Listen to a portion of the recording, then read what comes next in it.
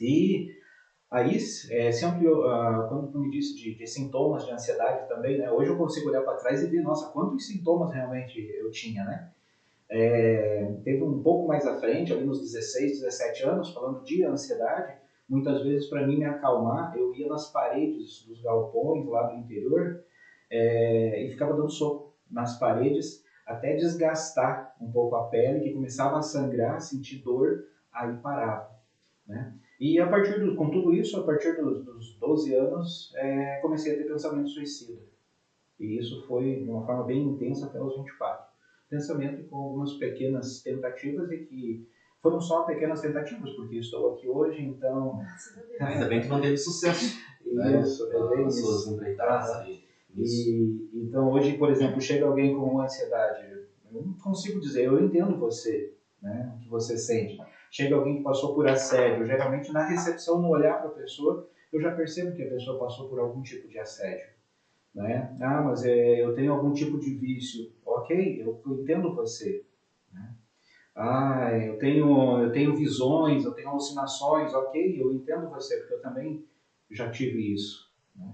Ah, mas eu tenho pensamento suicida. Ok, vamos trabalhar isso. Eu sei do que você está falando.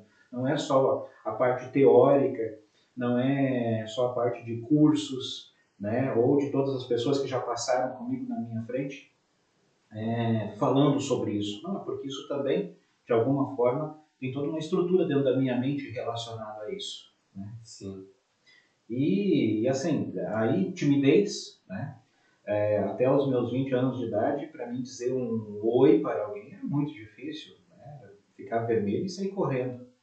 Então, para falar em público, então, nossa, muito difícil para apresentar algum pequeno trabalho de sala de aula. Já dava muito trabalho, muito, muito mesmo. Então, Val, só para eu entender, o pessoal de casa também compreender um pouquinho, eu não sei nada dessa parte de ansiedade e tal. Você começou a ter essas visões, esses pensamentos suicidas, todos esses sintomas por conta, você acha que foi pela bebida, que nessa época você também bebia, ou o que mais pesou foi o assédio mesmo? O que você, hoje, né, como terapeuta que você é, o que aconteceu ali na tua infância? As causas elas são variadas, né? Uma delas o próprio olhar aí para a bebida e aí depois os acontecimentos, sentimento de rejeição que vai trabalhar algo dentro de você, para trabalhar a tua baixa autoestima.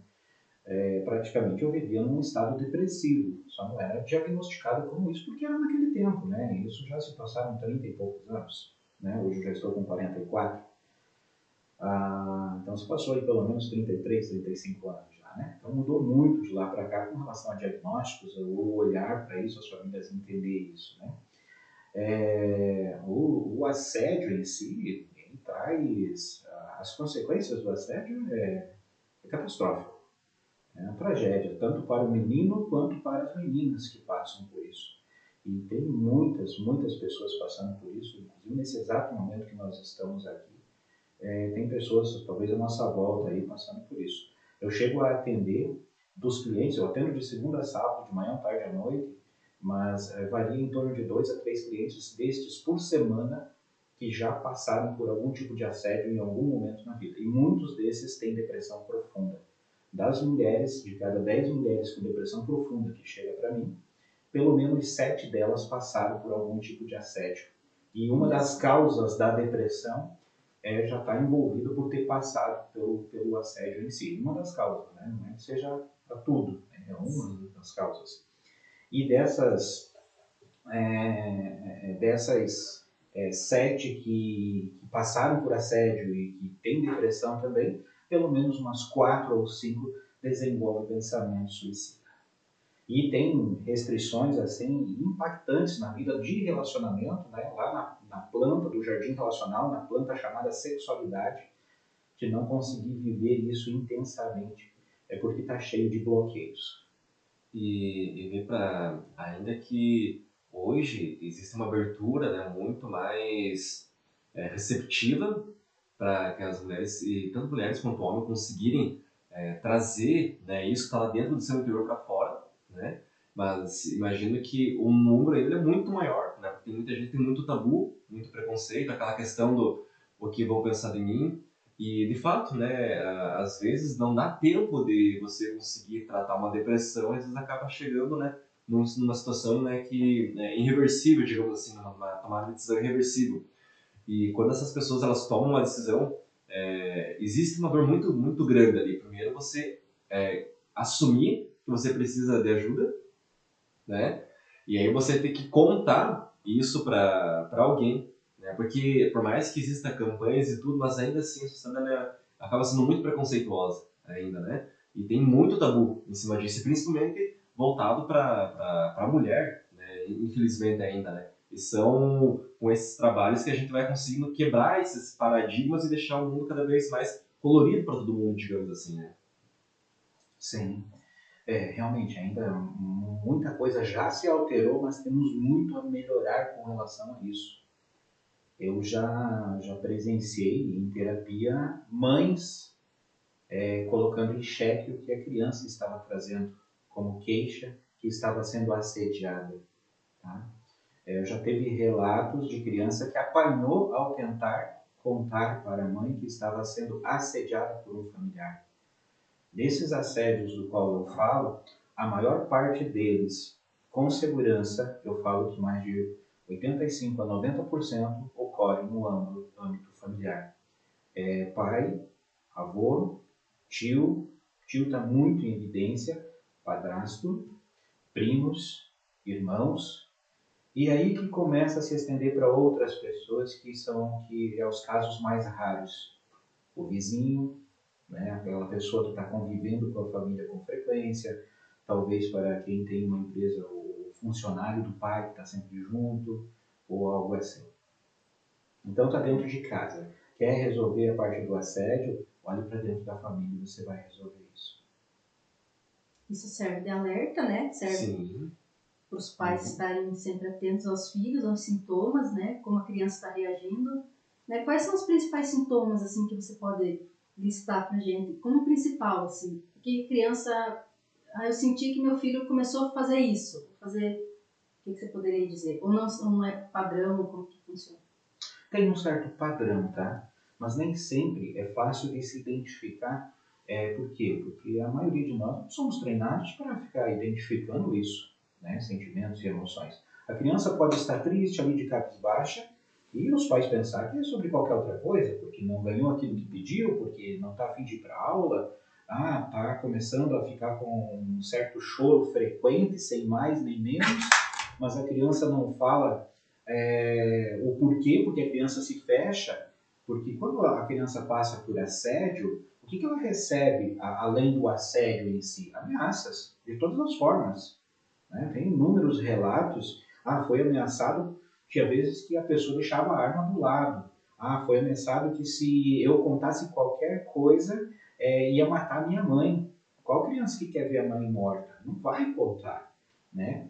E sem contar que muitas vezes, dependendo da estrutura familiar e a forma com que os pais olham e acolhem uma criança, se for um sistema muito rígido, a criança tem medo até de abrir a boca para contar, não só sobre assédio, sobre qualquer outra coisa.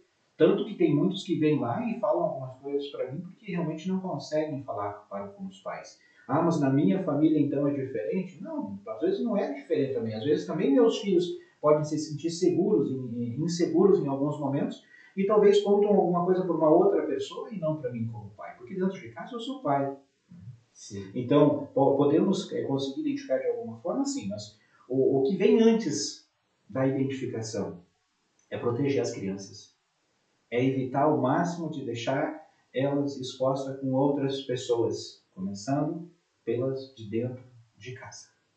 E a faixa etária que mais acontece, aí, pelo menos é os casos que chegam para mim aí já nesses 14 anos de atendimento, então são inúmeros, são centenas, não sei dizer nem quantos, né, aproximadamente, mas é muita gente que já passaram na vida, a maior parte deles é na faixa etária aí de 8 a 12 anos, e uma segunda parte é dos 4 para 5, entre 5 e 8 anos.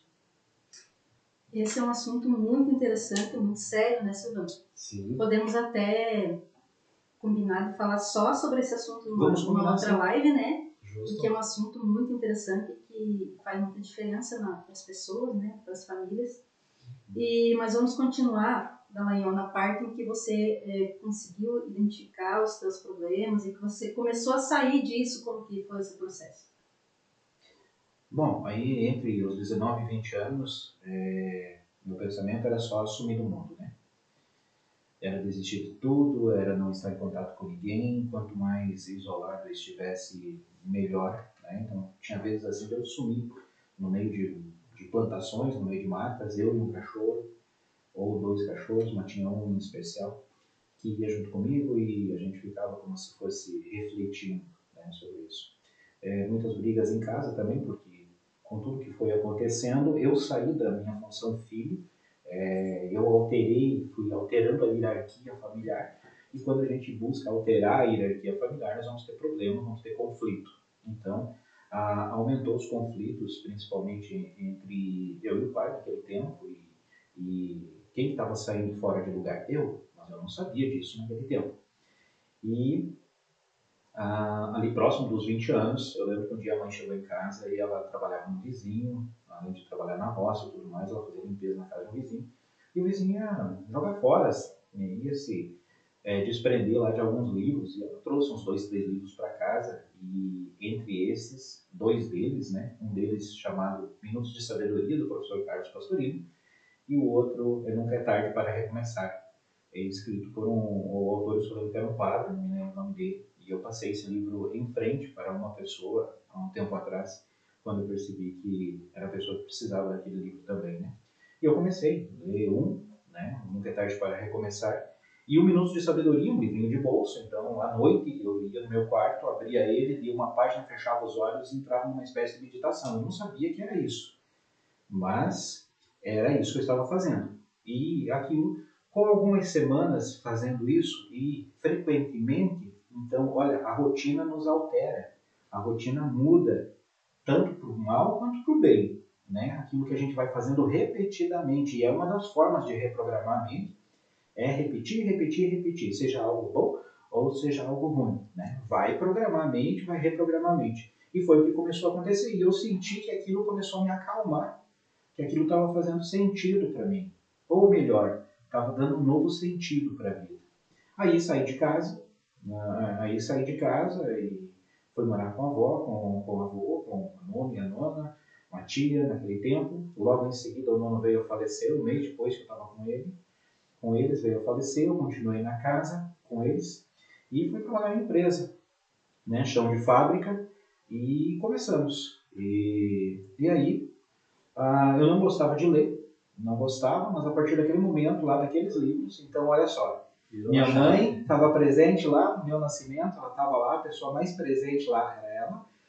Meu pai com certeza estava por perto também, ele teve a participação dele, mas não tem nada que substitua a parte mãe, né? Então a mãe estava lá. E a partir dos 8 anos, eu lembro no início que eu disse que a gente se esquece que a mãe diz que a gente é bonito, né? Sim. Então foi aonde, a partir dos 8 anos, eu me esqueci que eu era bonito. Então aí veio a baixa autoestima, veio o estresse, veio a ansiedade, né? Alucinações, estado depressivo e tudo mais. E lá nos 20 anos, eu comecei a me lembrar que a minha mãe me disse que eu sou bonito. Então eu sou bonito. Até hoje, às vezes eu vou na frente do espelho e, cara, você é lindo, né? Se tivesse como te beijar, eu te beijava, né? E tal. E aí eu fui se transformando. Então eu não gostava de ler, comecei a ler cada vez mais. Isso foi uma das coisas que me ajudou muito. E quando a gente está numa sintonia negativa, o que fica ao redor de nós? Com o que a gente se conecta? Com o negativo. Né? Tem uns diabinhos dentro da mente da gente que se conecta com o quê? Com outros diabinhos. Né? Que é a parte negativa, que é a parte do mal, para nos destruir mesmo. Os anjinhos estão ao nosso redor, os mentores estão ao nosso redor, mas estão ali, mas a gente não consegue se conectar com eles. Nossos pais continuam ao redor de nós, mas eles não têm tanto acesso porque a gente não aceita a conexão deles conosco. E a partir do momento que começa uma transformação, aí agora nós estamos em julho, né? Início de julho, na primeira semana de agosto, vai fazer 24 anos que eu e meu pai não temos uma discussão sequer. Olha só, que bacana. Então, essa é a alteração, né?